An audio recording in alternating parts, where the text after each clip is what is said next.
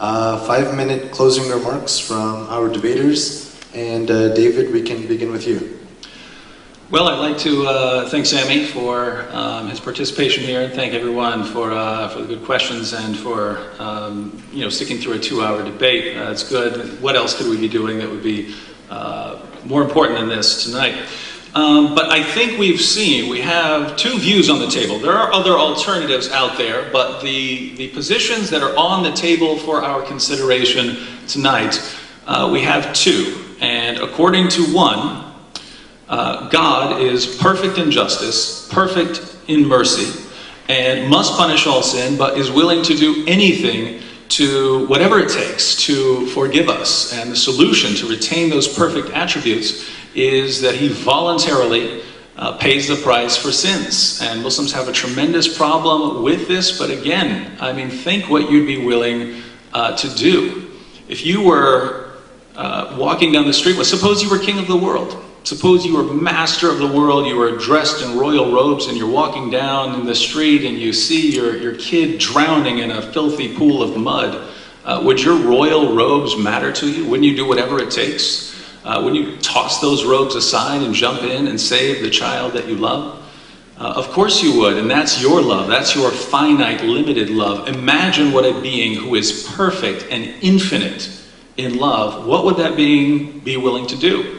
I say whatever it takes. And that's what we find in Christianity. And the Muslim wants to say, well, God doesn't need to do that. Well, if he doesn't do that, then sin gets swept under the rug, and then he's not perfectly just. So how does God do that? Well, I find no answer in Islam, but I find an answer in Christianity.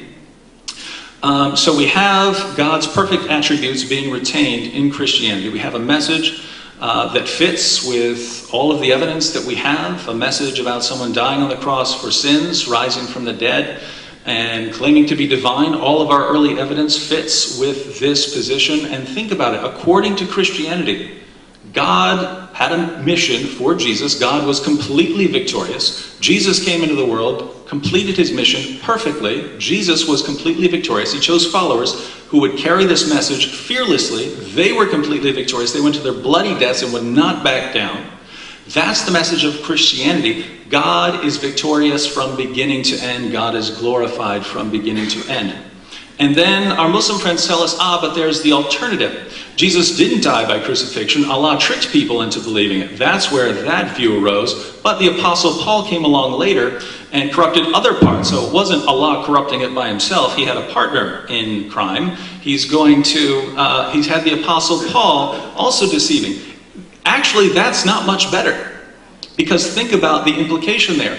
God sends Jesus into the world. Jesus spends all these years, and according to Islam, Jesus started preaching at birth. So he started preaching for 30 years. And then Allah comes down, tricks Jesus' followers into believing that he died by crucifixion, and then just can't protect his message from the Apostle Paul. God sends Jesus into this world. The work doesn't get done. Jesus doesn't accomplish anything that lasts. Muhammad has to come along 6 centuries later to fix the mess created by Allah and the Apostle Paul.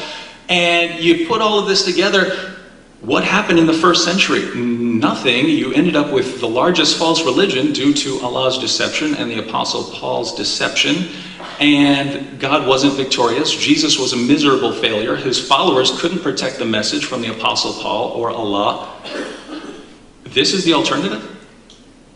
This is the alternative, where we have one view that glorifies God. He's victorious from beginning to end. We have another that portrays Allah, God, as a deceiver, and Jesus as a miserable failure.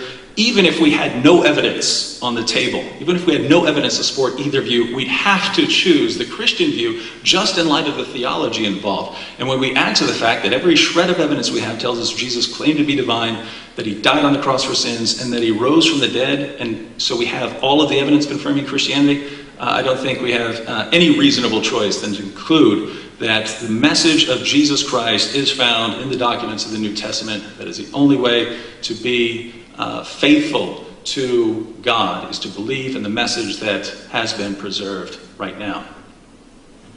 Thank you, David.